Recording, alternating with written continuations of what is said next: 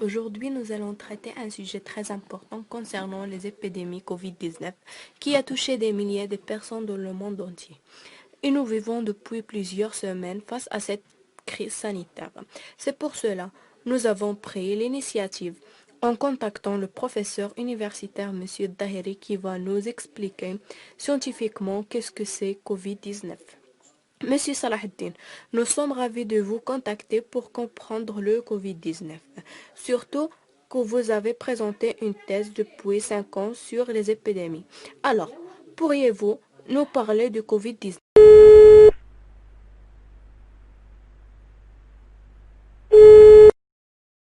Bonjour Merim, je suis très fier d'être parmi les invités de votre émission qui est très célèbre et connue même si on est hors plateau à cause du confinement, mais les réseaux sociaux facilitaient le contact. Oui Merim, quand j'étais doctorant, j'ai présenté une thèse sur les épidémies, ce qui m'a permis de comprendre le Covid-19. Les coronavirus font partie d'une famille de virus susceptibles d'être à l'origine d'un large éventail de maladies. Chez l'homme, ces maladies vont du rhume banal à une infection pulmonaire sévère responsable d'une détresse respiratoire aiguë. Le virus se transmet par le contact direct avec les gouttelettes respiratoires produites par une personne infectée lorsqu'elle tousse ou éternue, ainsi que les surfaces et les objets contaminés par le virus.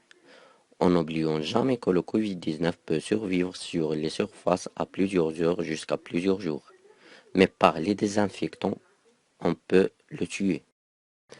Et pour les symptômes peuvent inclure de la fièvre, de la toux, un essoufflement et dans les cas les plus graves, l'infection peut provoquer une pneumonie ou des difficultés respiratoires. Aussi la maladie peut être mortelle.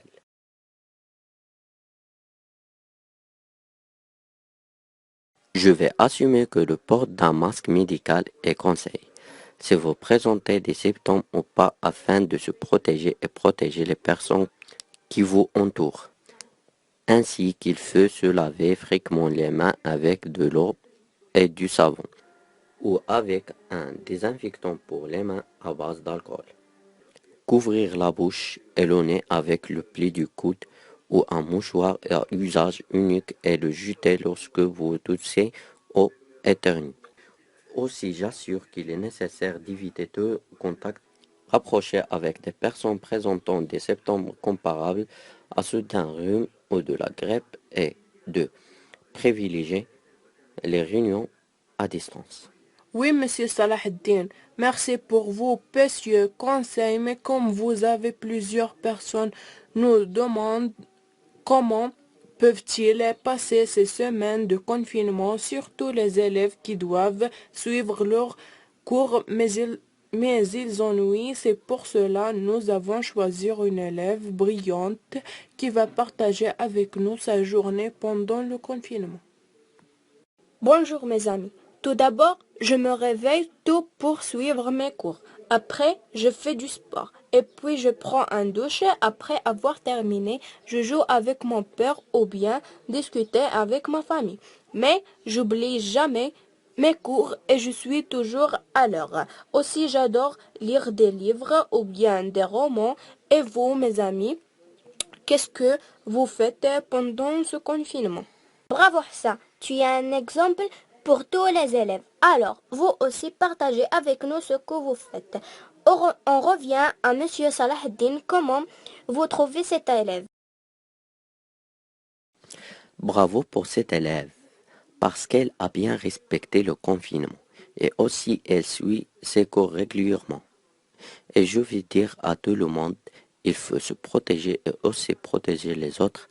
C'est pour cela, sauvez des vies, restez chez vous. Je veux remercier monsieur le professeur et aussi merci à tous ceux qui nous suivent. Et comme il a dit monsieur le professeur, sauvez des vies, restez